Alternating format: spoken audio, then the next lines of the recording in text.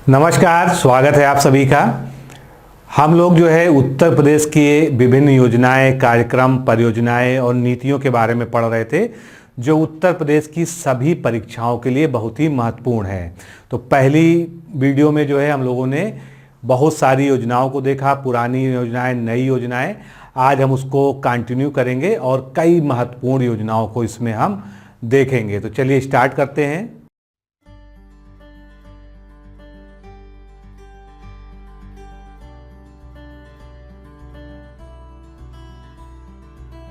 क्या आप राजस्व लेखपाल भर्ती परीक्षा 2020 के लिए तैयारी कर रहे हैं?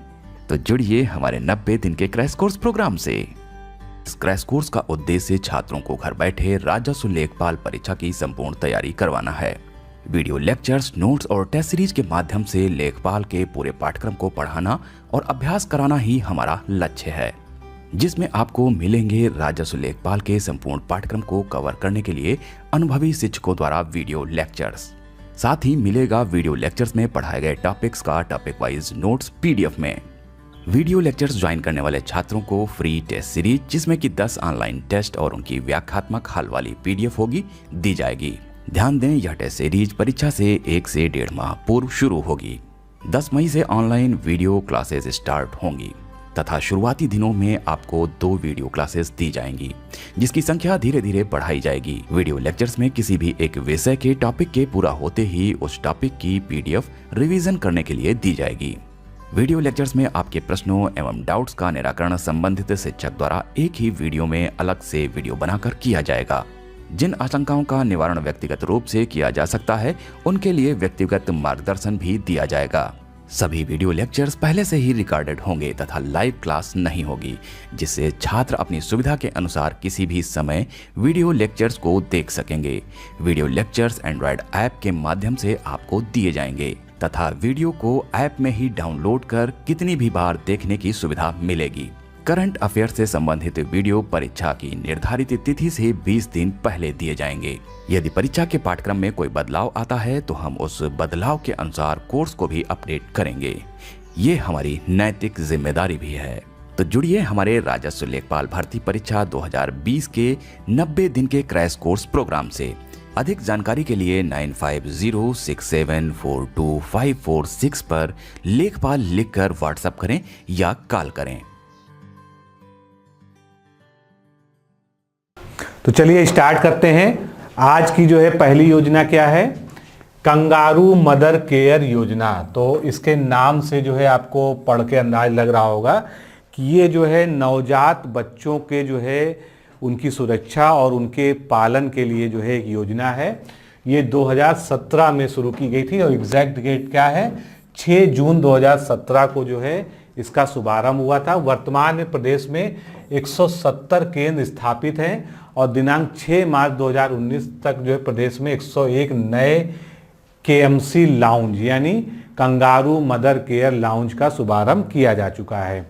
इन यूनिटों की स्थापना बीमार नवजात बच्चों को माँ या सेविकाओं के स्पर्श में रखने हेतु, क्योंकि नवजात बच्चों में ये बहुत जरूरी होता है कि वो अपने माँ के जो है संपर्क में यानी उनके गोद में रहें, जिससे जो है उनको एक तरह का हीट ट्रीटमेंट मिलता है जो उनको जीवन के लिए बहुत ही आवश्यक होता है।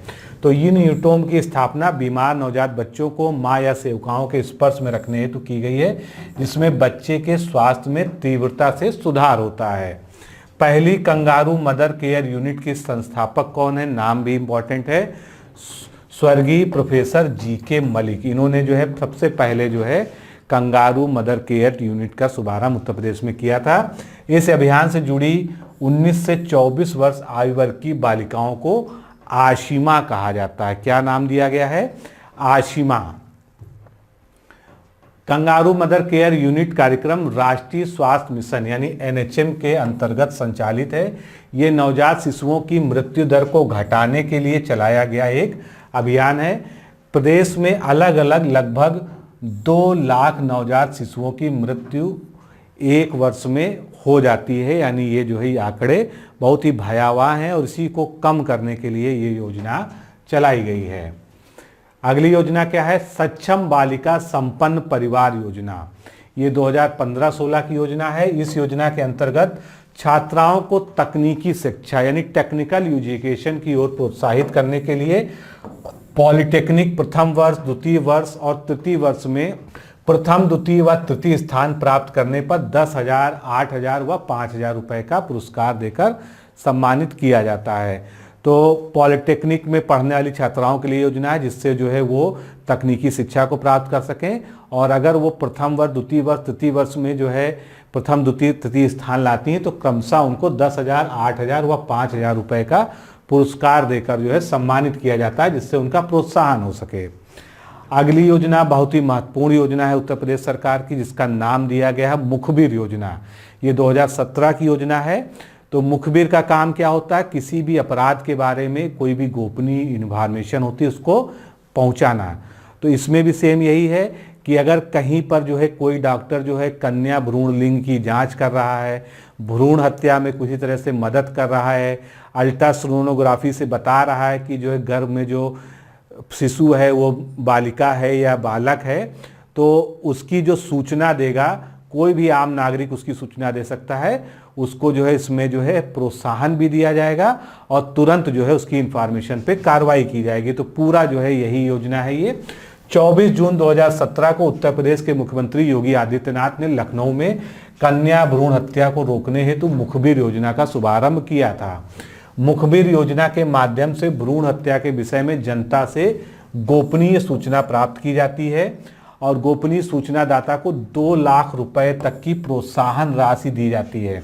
तो ये अमाउंट भी इतना बड़ा है कि एक आम आदमी प्रेरित हो सके कि अगर उसके आसपास ऐसा कुछ चल रहा है तो वो उसके लिए मुखबरी कर सके, तथा उस सूचना दाता के नाम को पूरी तरह से गोपनीय रखा जाता है।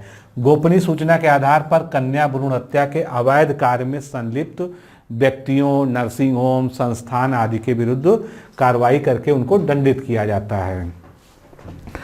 किसानों को जागरूक करने के लिए, किसानों को जो है नई तकनीकों से परिचित कराने के लिए, उनको जो है कृषि के बारे में जो है नई नई चीज़ें, नए नए ज्ञान देने के लिए उत्तर प्रदेश में एक अनूठी योजना चालू की गई जिसको किसान पाठशाला कहते हैं या इंग्लिश में द मिलियन फार्मर्स स्कूल कहा जाता है। ये 2017 में प्रारंभ की गई योजना है और एग्जैक्ट डेट है इसकी 5 दिसंबर 2017।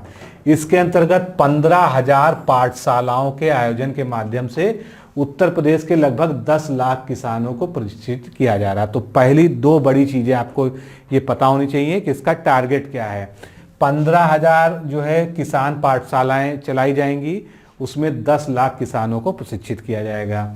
कृषकों की आय को दोगुना करने के उद्देश्य से, क्योंकि जो 2022 तक किसानों की आय को दोगुना करने का लक्ष्य सरकार में रखा गया है, उसी के उद्देश्य से राज्य सरकार द्वारा कृषकों को कृषि की नवीनतम तकनीकें प्रशिक्षित करने हेतु अनूठी योजना किसान पाठशाला का आयोजन प्रदेश में किया जा रहा है, जिसमें 10 लाख से अधिक कृषकों को 5 दिवसीय प्रशिक्षण दिया जाता है। ये प्रशिक्षण कितने दिन का होता है? 5 दिन का। और ये 2 सत्रों में कृषि, उद्यान, पशुपालन, मत्स्य पालन, कृषि से संबंधित अन्य गतिविधियों की जानकारी जो है इन पाठशालाओं में दी जाती है। 9 जून 2019 को किसान पाठशाला के चतुर्थ संस्करण, यानी इसका हर साल जो है एक जो है 6-8 महीने पर इसका जो है एक नया एपिसोड शुरू कर दिया जाता है। तो चौथा एपिसोड जो है इसका ये 9 जून 2019 को शुरू किया गया, जिसका नाम जो है द मिलियन फार्मर्स स्कूल 3.0 रखा गया। अब प्रमुख उद्देश्य क्या है? जो हमने बात की जो है वही बातें हैं इसमें। जो है किसानों को अत्याधुनिक कृषि तकनीकों से अवगत कराना, किसानों को आईटी सेक्टर यानी इंफॉर्मेशन टेक्नोलॉजी से जोड़ना, किसानों को औद्योगिक, मत्स्य पालन तथा पशुपालन जैसे विभिन्न क्षेत्रों की योजनाओं की जानकारी देना, और इस योजना का लक्ष्य 2022 तक किसानों की आय को दुगना करना है, जो सबसे बड़ा जो है लक्ष्य है। उत्तर प्रदेश जैविक प्रमाणीकरण संस्था, ये जो है उत्तर प्रदेश में स्थापित की गई है। इसका गठन किया गया है 2017 में। उत्तर प्रदेश में 2022 तक प्रदेश के किसानों को आय को या आमदनी को दोगुना करने के उद्देश्य से उसका रोड मैप तैयार कर जैविक खेती को बढ़ावा देने के लिए एक संस्था का गठन किया गया है, जिसका नाम दिया गया है जैविक प्रमाणीकरण संख्या। तो इस संस्था का जो है प्रमुख उद्देश्य क्या है कि उत्तर प्रदेश में जैविक खेती को जो है बढ़ावा देना है। जैविक प्रमाणीकरण संस्था का राज्य स्तर पर गठन हो चुका है तथा संस्था प्रदेश में कार्यशील है। संस्था द्वारा कृषकों के समूह का प्रदेश के विभिन्न जनपदों में जैविक खेती हेतु जमीनों का पंजीयन कार्य पूर्ण किया जा रहा है।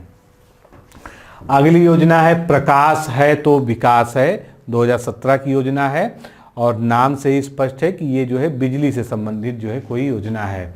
तो उत्तर प्रदेश सरकार द्वारा पूर्व प्रधानमंत्री अटल बिहारी वाजपेयी जी के जन्म दिवस के अवसर पर 25 दिसंबर 2017 को प्रकाश है तो विकास है योजना का शुभारंभ मथुरा जिले से किया गया और मथुरा जिले के 2 गांव लोहबान और गोसाड़ा से जो है इसका शुभारंभ किया गया। इस योजना के तहत राज्य के निर्धन परिवारों को मुफ्त में बिजली कनेक्शन दिया जाएगा, गरीब परिवारों को फ्री कनेक्शन दिया जाएगा और बीपीएल कार्ड धारक जिनकी वार्षिक आय 35,000 रुपये से कम है वो इस योजना के लिए पात्र हैं। यानी बीपीएल में भी जो 35,000 रुपये मासिक से कम कमाते हैं उनको जो है इस योजना से जोड़ा जाएगा, यानी वो इस योजना के लाभार्थी होंगे।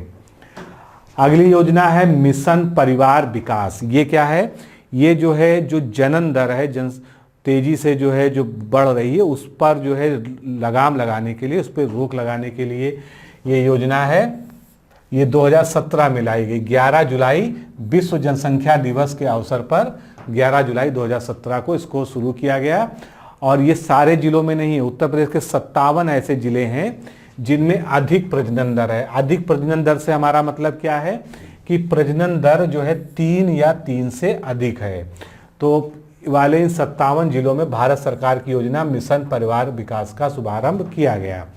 अब ये चयनित जो 57 जिलों में परिवार कल्याण से संबंधित संदेशों का प्रचार प्रसार और जागरूकता वाहन जिसको सारथी कहा जाता है, इसको हरी झंडी दिखाई गई। इस अवसर पर परिवार में शीघ्र वृद्धि की इच्छा न रखने वाली महिलाओं को अंतरा, ये क्या है? ये सभी गर्भ निरोध के साधन है। तो अंतरा क्या है? ये अंतरा नाम दिया गया है गर्भ निरोधक इंजेक्शन को। ये जो सरकारी जो है प्रोडक्ट है तथा हार्मोन रहित सेंट्रोकोमान गोली जिसका नाम है छाया, ये भी जो है कॉन्सेप्टिव पिल्स है। तो इसको प्रदान कर परिवार कल्याण कार्यकर्ताओं की ग्राह्यता बढ़ाने की भी शुरुआत की गई है।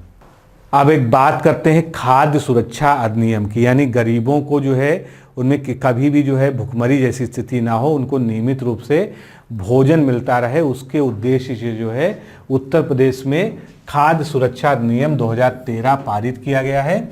1 मार्च 2016 को उत्तर प्रदेश के मुख्यमंत्री ने विश्व खाद्य सुरक्षा अधिनियम 2013 का औपचारिक शुभारंभ किया। इस अधिनियम के तहत प्रत्येक लाभार्थी को 5 किलोग्राम खाद्यान्न, अब ये 5 किलोग्राम खाद्यान्न का डिवीजन क्या है? 3 किलो गेहूं, 2 किलो चावल, ये उपलब्ध कराया जाएगा, जिसमें 2 रुपये प्रति किलो गेहूं, यानी गेहूं की जो कीमत रखी गई है वो 2 रुपये प्रति किलो रखी गई है और 3 रुपये प्रति किलो चावल उपलब्ध कराया जाएगा। इस योजना के क्रियान्वयन से 40.94 लाख अंत्योदय परिवारों की 1.64 करोड़ की आबादी लाभान्वित होगी। तो एक महत्वपूर्ण जो है कदम था ये। आगे चलते हैं। उत्तर प्रदेश में एक नई नीति बनी थी 2017 में जिसको नाम दिया गया था उत्तर प्रदेश खाद्य प्रसंस्करण उद्योग योजना। तो जैसा कि नाम से ही जो है स्पष्ट है, ये खाद्य प्रसंस्करण यानी फूड प्रोसेसिंग की जो है एक योजना है, नीति है और उत्तर प्रदेश में खाद्य प्रसंस्करण उद्योग को प्रोत्साहित करने हेतु 24 अक्टूबर 2017 को 5 वर्षों की अवधि के लिए उत्तर प्रदेश मंत्रिमंडल द्वारा इस नीति का अनुमोदन किया गया था। इस नीति का उद्देश्य है खाद्य प्रसंस्करण उद्योग हेतु अनुकूल वातावरण तैयार करना, अवस्थापना सुविधाओं का विकास करना, फूड प्रोसेसिंग जोन्स को चिन्हित करना, food processing zones, food mega park और कोल्ड चेन सुविधा का विकास करना, पूंजी निवेश को प्रोत्साहित करना और जब ये सब कुछ होगा तो रोजगार का भी सृजन होगा। तो इसमें सबसे आखिरी में रोजगारों का सृजन करना। उत्तर प्रदेश खनन नीति 2017, ये भी 2017 की है। 30 मई 2017 को सुशासन एवं भ्रष्टाचार मुक्ति के मूल मंत्रों पर आधारित एक सुदृढ़ एवं पारदर्शी खनन नीति, जिसको नाम दिया गया है उत्तर प्रदेश खनन नीति 2017 के प्रख्यापन को कैबिनेट के द्वारा मंजूरी दी गई थी। अब इसका मुख्य उद्देश्य क्या है?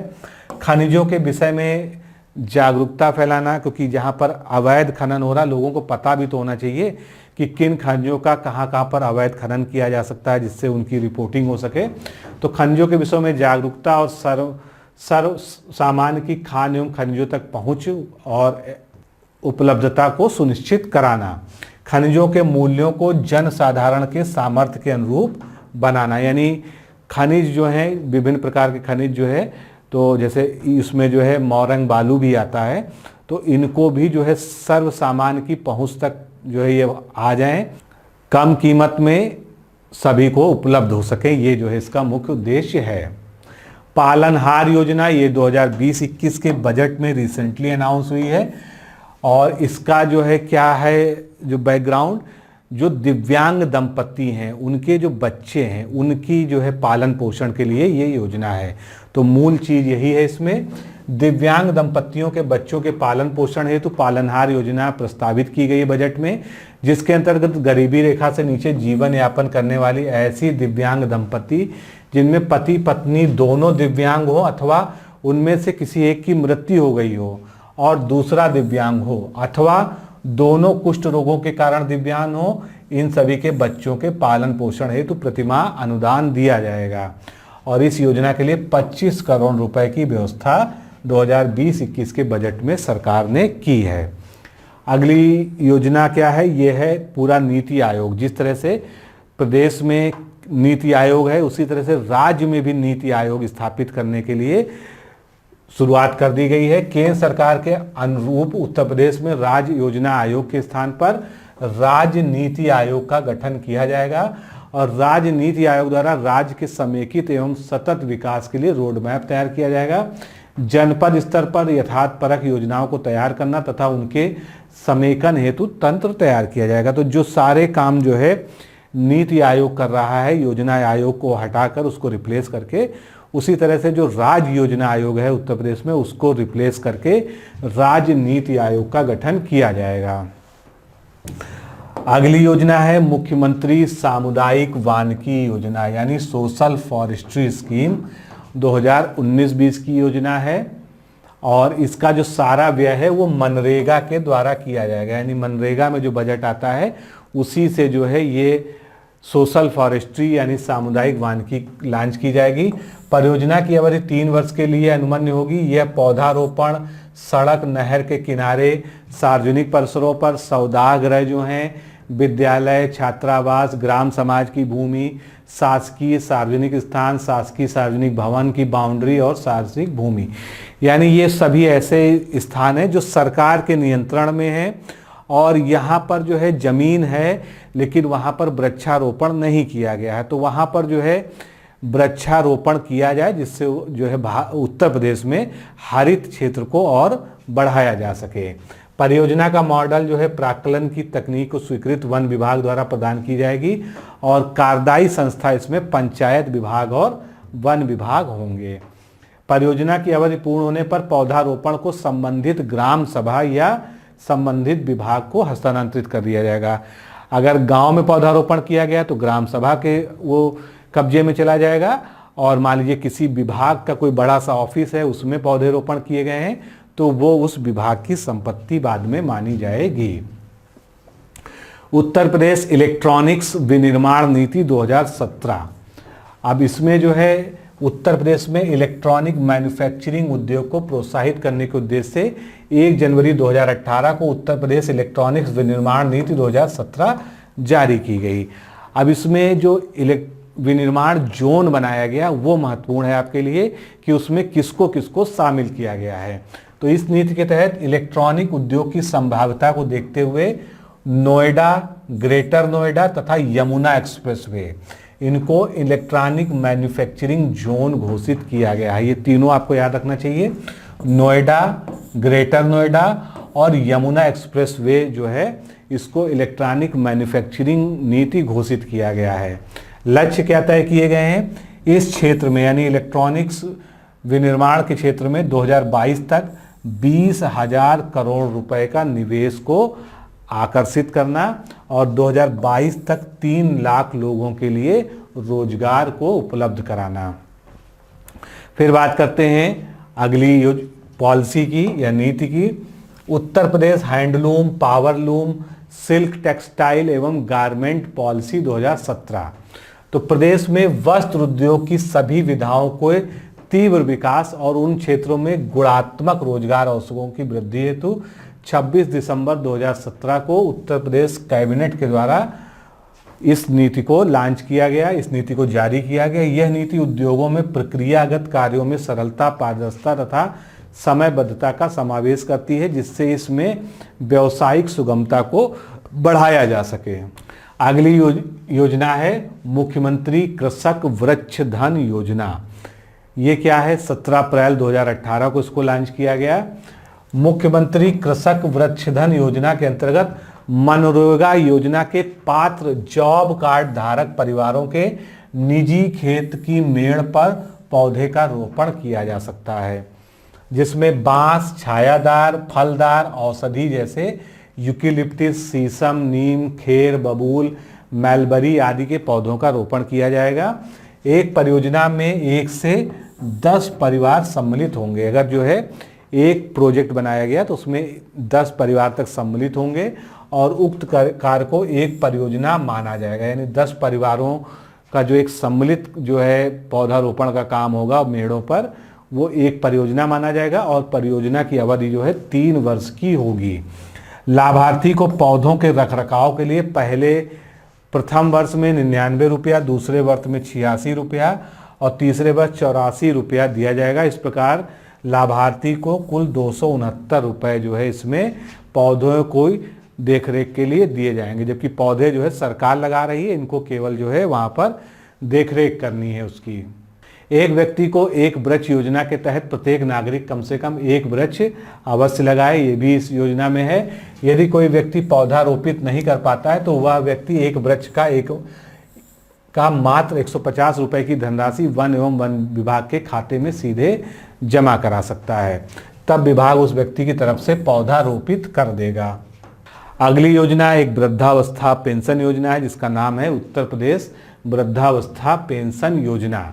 तो राष्ट्रीय सामाजिक सहायता कार्यक्रम जो कि फ्लैगशिप योजना है नेशनल लेवल की, इसी के तहत 60 से 79 वर्ग आयु के बुजुर्गों को इसमें शामिल किया गया, क्योंकि 60 साल से ज़्यादा जो बुजुर्ग लोग हैं उनके लिए योजनाएं जो है इस तरह की पेंशन की कम हैं, तो उसमें इनको शामिल किया गया है। उत्तर प्रदेश के समाज कल्याण विभाग ने वृद्धावस्था पेंशन में 100 रुपये प्रतिमाह की बढ़ोतरी की है। अब लाभार्थियों को हर महीने 400 रुपये के स्थान पर 500 वृद्धावस्था पेंशन मिलेगी। तो इसमें मूल बात जो आपको याद रखनी है कि इस वृद्धावस्था पेंशन में 500 रुपये प्रतिमाह दिया जाता है। 60 से 79 वर्ष के बीच आयु होनी चाहिए और इस 500 रुपये प्रतिमाह पेंशन की राशि में से 300 रुपये राज्य सरकार देगी और 200 रुपये केंद्र सरकार का योगदान होगा। आगे चलते हैं, वर्मी कंपोस्ट इकाई स्थापना योजना, ये 2017 की योजना है। 13 दिसंबर 2017 को राज्य सरकार द्वारा राज्य के कृषकों के हित में वर्मी कंपोस्ट इकाई स्थापना योजना को संचालित करने का निर्णय लिया गया था। इस योजना के अंतर्गत प्रदेश के प्रत्येक राजस्व ग्राम में 1 इकाई प्रतिवर्ष स्थापित करने की स्वीकृति प्रदान की गई। यानी हर साल जो है हर एक राजस्व ग्राम में जो है 1 इकाई स्थापित की जाएगी वर्मी कंपोस्ट की। कृषक स्वयं के संसाधनों से वर्मी कंपोस्ट पिट बनाएंगे, गड्ढे बनाएंगे वर्मी कंपोस्ट के लिए, जिसका जो है मानकीकरण जो है सरकार बता देगी कि इतने बाई इतने का ये गड्ढा होगा।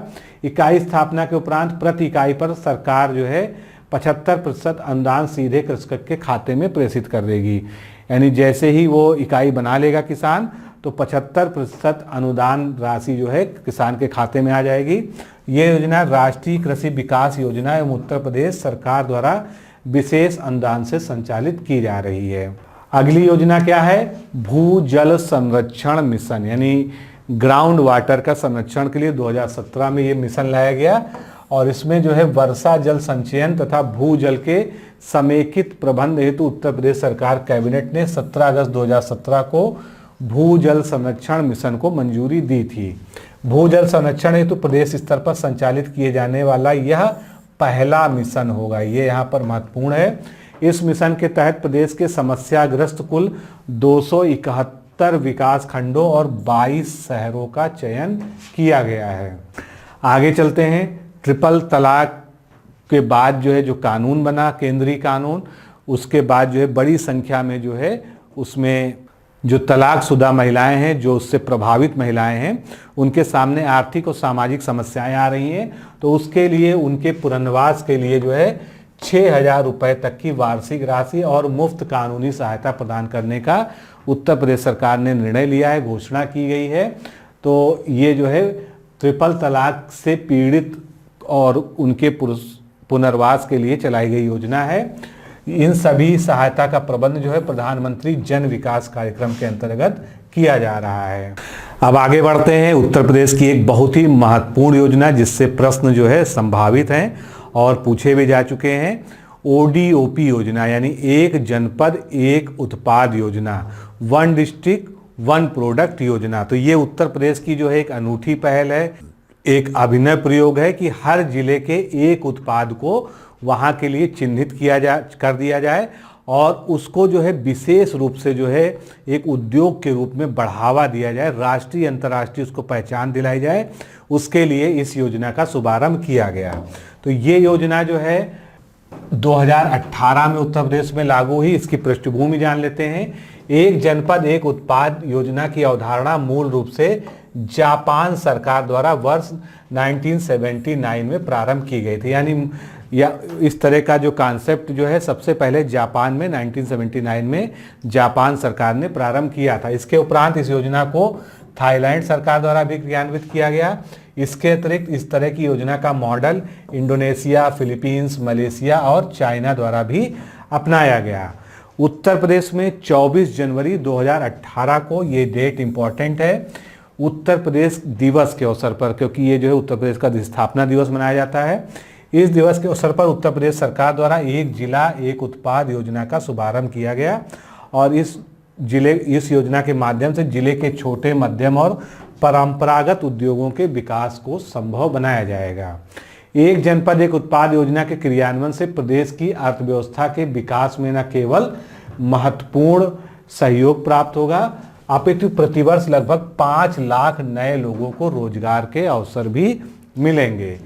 एक जनपद एक उत्पाद योजना के अंतर्गत प्रदेश के प्रत्येक जनपद से एक उत्पाद विशेष का चिन्हांकन करके संबंधित उत्पाद की विशिष्ट विपणन सामर्थ्य, विकास संभावना तथा रोजगार सृजनशीलता के आधार पर यह चयन किया गया है और ODOP को राष्ट्रीय एवं अंतर्राष्ट्रीय बाजारों में लोकप्रिय बनाने और प्रतिष्ठित बनाने के लिए इसका लोगो भी विकसित किया गया। तो आप देख सकते हैं इस तरह से। अब हम बढ़ते हैं कि जिले वाइज जो है क्या क्या उत्पाद को चयन किया गया है जिनको इस योजना के अंतर्गत जो है प्रोत्साहित करने के लिए काम किया जा रहा है। तो ये सभी महत्वपूर्ण है क्योंकि इसमें बिल्कुल विशिष्ट उत्पादों को लिया गया है जो उस जिले की पहचान से जुड़े हुए हैं और जिनका प्रमोशन किया जाना है। तो आप अपने जिले का भी ध्यान रखें और बाकी जिलों में क्या है उनको भी याद रखने का प्रयास करें क्योंकि इससे जो है प्रश्न आने जो है संभावित है। अमरोहा किस लिए फेमस है? वाद्य यंत्र यानी विशेषकर ढोलक। ढोलक निर्माण जो है अमरोहा में जो है वहाँ पर इसका चयन किया गया है। अमेठी में मूंज के बने हुए उत्पाद, अलीगढ़ में ताले हमेशा से फेमस रहे हैं और हार्डवेयर का सामान। अंबेडकर नगर जिला जो है वस्त्र उद्योग वहाँ का जो है चयनित किया गया है इसके अंतर्गत। आगरा में चमड़े के उत्पाद यानी लेदर इंडस्ट्री वहाँ की। आजमगढ़ में काली मिट्टी की कलाकृतियाँ जो है। इटावा जिले का जो है वस्त्र उद्योग। इलाहाबाद में भी जो है मूंज उत्पाद को जो है सेलेक्ट किया गया है। उन्नाव में जरी जरदोजी का काम। एटा में घुंघरू और घंटी। अब इस तरह के जो विशिष्ट हैं क्योंकि घुंघरू घंटी किस जिले में जो है बनते हैं ये सामान्य तौर पर जो है लोगों को नहीं पता है, उत्तर प्रदेश का जिनको जीके का ज़्यादा ज्ञान नहीं है, तो इस तरह के क्वेश्चंस जो है आ सकते हैं। औरैया में दूध प्रसंस्करण, देसी घी विशेषकर। कन्नौज का जो है इत्र जो है ये दुनिया भर में फेमस है। कानपुर देहात में जस्ते से बने बर्तन। कानपुर नगर में चमड़े के उत्पाद। कासगंज में जो है जरी जरदोजी का काम। कुशीनगर में केले के रेशे से बने हुए उत्पाद।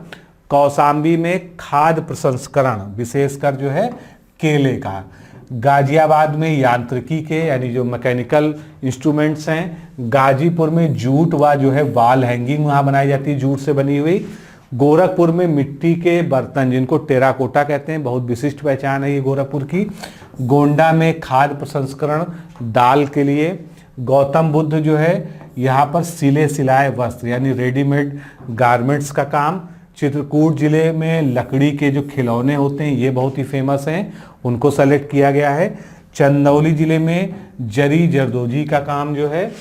जालौन में हस्त निर्मित कागज बहुत ही महत्वपूर्ण है, इस तरह के प्रश्न पूछे जा सकते हैं। जौनपुर में ऊन की बनी हुई दरी। झांसी में कोमल खिलौने जिनको हम सॉफ्ट टॉयज कहते हैं।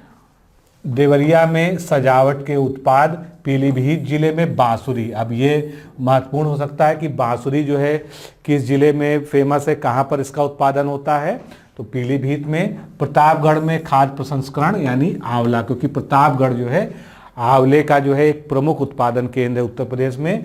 फतेहपुर में बेडशीट। फर्रुखाबाद में जो ब्लॉक की छपाई की जाती, ब्लॉक से प्रिंटिंग की जाती कपड़ों पर, वो यहाँ का चुना गया है।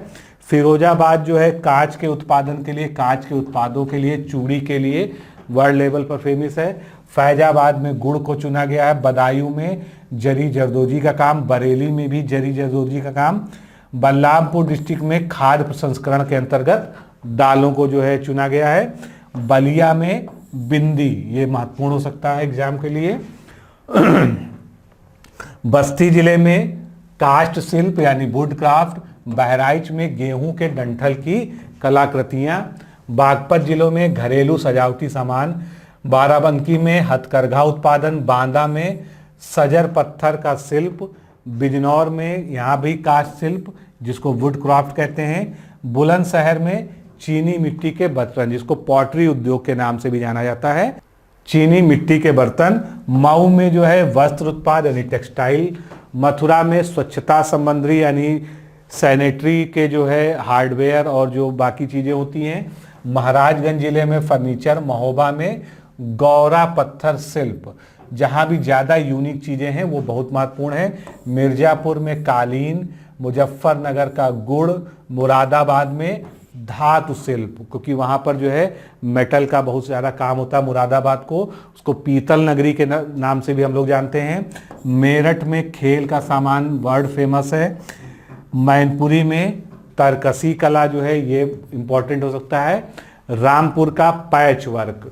रायबरेली में वुड क्राफ्ट। लखनऊ में चिकनकारी एवं जरी जरदोजी, यहाँ पर चिकनकारी जो है बहुत ज़्यादा फेमस होता है, जो है चिकन के कपड़े बनाए जाते हैं, विभिन्न प्रकार की जो इस पर कलाकृतियाँ। लखीमपुर खीरी में जनजातीय शिल्प यानी ट्राइबल क्राफ्ट। ललितपुर में जरी सिल्क की साड़ी। वाराणसी में रेशम के उत्पाद जो होते हैं। शामली में रिम एवं धुरा जो एक्सेल बनाए जाते हैं। शाहजहांपुर में जरी जरदोजी का काम। श्रावस्ती भी जो है जनजाति बहुल है, तो वहाँ पर भी जो है ट्राइबल क्राफ्ट चुना गया है। संभल में सींग एवं अस्थि से जो है उत्पाद जो बनाए जाते हैं। सहारनपुर में वुड कार्विंग। सिद्धार्थनगर में खाद्य प्रसंस्करण के अंतर्गत काला नमक चावल, ये वहाँ का बहुत ही फेमस है। सिद्धार्थनगर और उसके आसपास के कुछ जिलों में जैसे बस्ती है, संत कबीर नगर है, वहाँ पर काला नमक चावल जो है बहुत ही सुगंधित चावल होता है, इसकी दूर तक महक जाती है। तो ये सिद्धार्थनगर का प्रोडक्ट बना दिया गया इसको। सीतापुर में दरी। सुल्तानपुर में मूंज उत्पाद। सोनभद्र में कालीन। संत कबीर नगर में पीतल के बर्तन। संत रविदास नगर जिसको भदोही कहते हैं, ये कालीन के लिए फेमस है, तो यहाँ पर जो है कालीन का ही चयन किया गया है। हमीरपुर में जूतियाँ बनाने का काम। हरदोई में हथकरघा को यानी हैंडलूम को। हाथरस में हाथरस की हींग बहुत फेमस है। हाथरस और मथुरा में भी जो है हींग फेमस है, तो हाथरस का जो है हींग प्रसंस्करण। और हापुड़ में घरेलू सजावटी सामान। तो इस तरह से उत्तर प्रदेश के ये 75 जिले हमने देख लिए और इनके जो विशिष्ट उत्पाद चयनित किए गए हैं ओडीओपी योजना के अंतर्गत, उनको हमने यहाँ पर जान लिया है। तो दोस्तों आज के इस लेक्चर में इतना ही, फिर मिलते हैं अगले लेक्चर में। नमस्कार, धन्यवाद। साथियों, अगर आप आरओ परीक्षा की तैयारी कर रहे हैं और आप एक गंभीर अभ्यर्थी हैं तो आप हमारे इस क्रैश कोर्स प्रोग्राम से जुड़ सकते हैं, जिसमें कुल 11 फुल टेस्ट आपको प्रोवाइड कराए जाते हैं और करंट अफेयर्स के 9 टेस्ट। इस तरह से आपको कुल 20 टेस्ट दिए जाते हैं, जिसकी PDF फाइल आपको मिलती है। ऑनलाइन एग्ज़ाम देने की, ऑनलाइन टेस्ट देने की आपको सुविधा मिलती है, जिससे आप बिल्कुल परीक्षा कक्ष जैसा माहौल महसूस कर सकें। तो आपके सामने हमारे क्रैश कोर्स के टेस्ट सीरीज की एक डेमो PDF की फ़ाइल आपके सामने खुली है। इसी तरह से आपको जो है सारी PDF जो मैंने आपको बताया दी जाती है। सभी प्रश्न उनके जो है बाइलिंगुअल उनका ट्रांसलेशन, यानी जो है हिंदी इंग्लिश में प्रश्न होते हैं, लेकिन व्याख्या जो है संपूर्ण उसकी हिंदी में होती है। प्रश्न का उत्तर देने के साथ ही में उसके बारे में जितनी भी चीज़ें इंपॉर्टेंट हैं, जो भी कंटेंट उस टॉपिक को क्लियर करने के लिए आवश्यक हैं, वो जो है व्याख्या में लिख दी जाती हैं, जो आप देख सकते हैं। इसी प्रकार जो है आपको सभी टेस्ट जो आप देंगे ऑनलाइन उसकी PDF दी जाएगी। तो आप ये कह सकते हैं कि आपको जो है क्वेश्चन आंसर के फॉर्मेट में पूरा का पूरा नोट्स उपलब्ध कराया जा रहा है इस क्रैश कोर्स के माध्यम से। तो सबसे पहले आप हमारे इस डेमो टेस्ट की PDF फाइल को प्राप्त करें। उसका लिंक इस वीडियो के डिस्क्रिप्शन बॉक्स में, साथ ही पिन कमेंट में दिया हुआ है। अगर आपको कोई असुविधा है, आप उसको नहीं ढूंढ पा रहे हैं, तो आप 9506742546 पर कॉल करके मांग सकते हैं। और अगर आप हमारे क्रैश कोर्स से जुड़ना चाहें तो आप ज्वाइन RO लिखकर इसी नंबर पर व्हाट्सएप से भेज दीजिए। आपको क्रैश कोर्स से जुड़ने से संबंधित समस्त जानकारी रिप्लाई में दे दी जाएगी। कम से कम समय में सेलेक्टेड मटेरियल के साथ, टारगेटेड अध्ययन सामग्री के साथ और अति संभावित प्रश्न श्रृंखला के माध्यम से RO परीक्षा की तैयारी के लिए इससे बेहतर विकल्प शायद ही कहीं उपलब्ध है। अतः अपना निर्णय शीघ्र लें और इस क्रैश कोर्स प्रोग्राम से जुड़ें।